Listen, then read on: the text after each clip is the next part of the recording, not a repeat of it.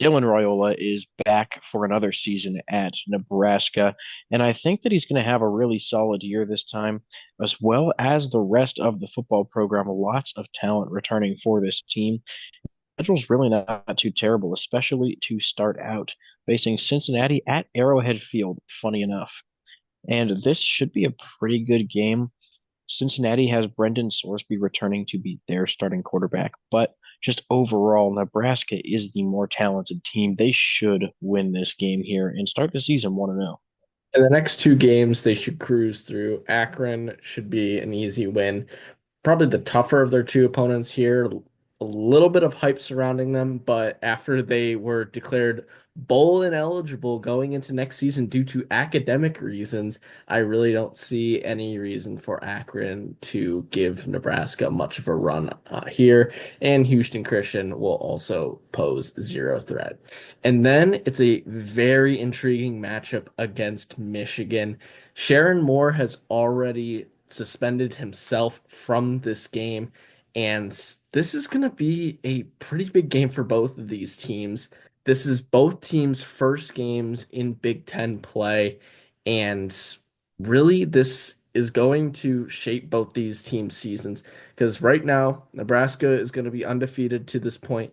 Michigan is either going to be undefeated as well or have one loss likely to Oklahoma.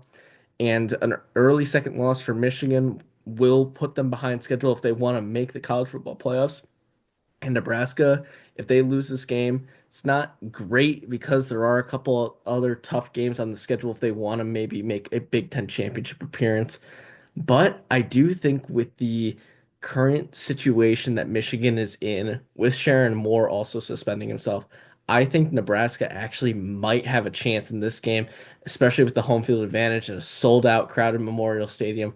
Give me the Huskers to start 4-0 by beating the Wolverines. I honestly think these two teams are very comparable. And I mean, Nebraska has the edge quarterback wise with Raiola over Bryce Underwood. Underwood is going to be making just his second start on the road in his career. Oklahoma is going to be a really tough environment for him to conquer in his first one. We'll have to see if he can do that. But at Nebraska, also going to be incredibly tough. And I think another thing that will help Nebraska, especially against Michigan, is obviously Michigan is well known for the defense, particularly their defensive line. But Nebraska went out and got two former starters to bolster their offensive line.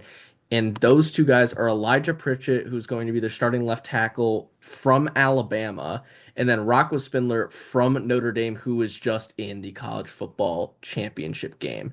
So those two guys are going to do a lot for this team, protecting Dylan Raiola and opening up some run game. That might be the difference maker in this game against Michigan. Yeah, I mean, like you said, with how good Michigan's defensive line has been, that is a key matchup to watch in this game and one that Nebraska very well could win. After the bye week, it's Michigan State and Aiden Childs. Childs is one of the quarterbacks that we are kind of high on this year, but it really depends on whether or not he can just stop being a turnover machine. Some games he is, some games he isn't. You never know what you're going to get. If he can really work on that consistency this season, Michigan State is a very dangerous team. And I think it's going to be another really good game, but they can't win forever. I an upset here, taking down the Huskers at home. And like you were saying, this definitely could go either way. With the home field advantage, the Cornhuskers probably are going to be the favorites against the Michigan State team that's lost a lot of their defense. But that connection between Aiden Childs and Nick Marsh, even against a Nebraska secondary that has a lot of people returning, I think they're still going to be able to torch this Nebraska defense and ultimately will this team to a win. They will get back in the win column the following week, though, for their first road game of the season, first true road game of the season, at least, against Maryland. And the Terrapins have been rebuilding the past couple seasons and really have made very little progress forward. I don't see any circumstance where Maryland is competitive against Nebraska unless they come off slow after that Michigan State loss. And then they go back to back on the road, this time going to Minnesota.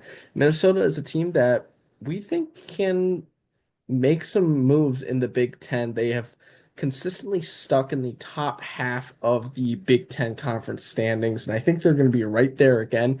I don't know if they are quite ready to break through to maybe getting into that second tier along with like Washington, Illinois, Indiana.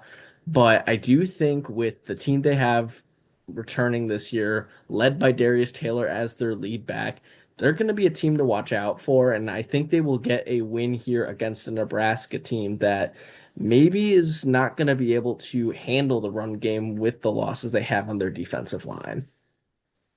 Yeah, and I mean, kind of similar story to that Michigan State game. Right afterwards, a pretty easy game. You get Northwestern at home, the team that themselves does not have a home stadium to play in, playing up on the Great Lakes as of this season.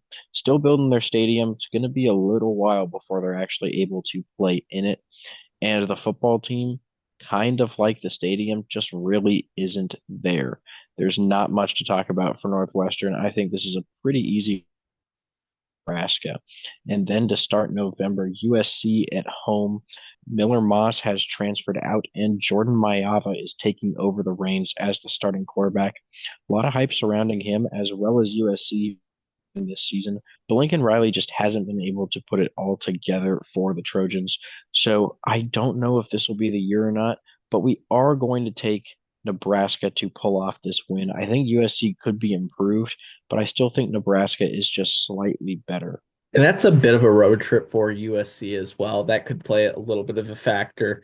And with a couple losses to the transfer portal, Jordan Maeva still has plenty of weapons, but not nearly as many as Miller Moss did last year or Jordan Maeva did towards the end of last season. Really could go either way, but I do think Nebraska at home will be able to pull out the win here. Then they have to go on the opposite end and travel to California, this time to face UCLA. And the big story for the Bruins is that they brought in Nico Imalava from Tennessee to be their starting quarterback. Basically did a trade sending Joey Aguilar, their starting quarterback last season, to Tennessee.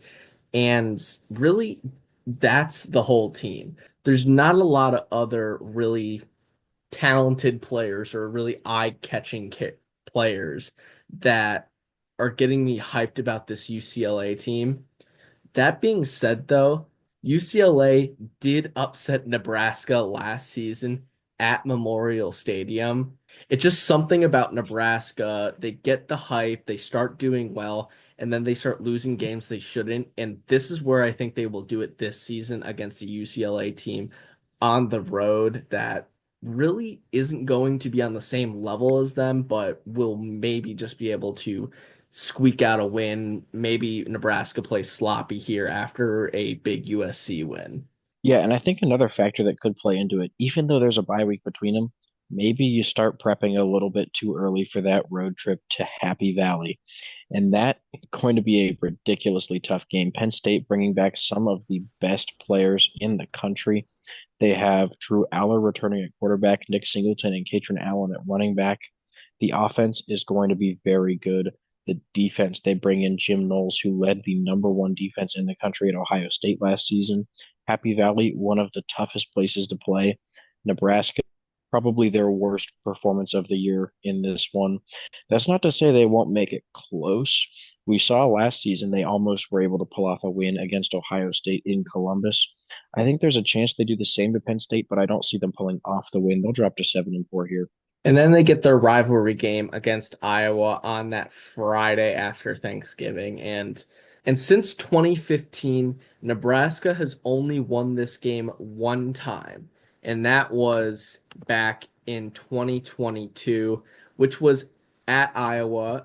And I think they have a chance this year. Iowa is not looking as strong as they have in the last couple seasons. They did bring in Mark Gronowski from South Dakota State to be their starting quarterback. He decided not to go to the NFL draft to play one more season in college football, this time at the FBS level. And I think he'll bring a much needed spark to this Iowa offense, but I still don't think it'll be enough. And the defense I don't think it's going to be as good as we've seen it the past couple of years. I think this is a year where Nebraska might be the better team all around and will be able to get a win over the Hawkeyes, moving them to 8-4 to finish the season. Our way too early projection was 7.05 wins, 7-5 overall. That has improved to 7.8 wins, 5.1 and 3.9 in Big Ten play. And the floor for Nebraska is going to be just under a bowl game this season at 5-7. Really just going to be if Raiola completely falls apart. That we don't expect him to be Patrick Mahomes. Nobody really should, even though he looks just like him. But if he falls apart this year, Nebraska could miss a bowl game, and that would be classic Nebraska to miss a bowl game. Expected to have one of their best seasons of the last decade. The ceiling, though, 9-3, just one game better than we predicted them to go. I think that they have the potential to maybe make a push to be like on the borderline of the college football playoff conversation, but they're not going to get there quite this season. Maybe in a year or two, we'll have to see. But for this year, we have the Huskers going 8-4. So thank you guys for watching. Please make sure to like and subscribe, and we will see you in our next video.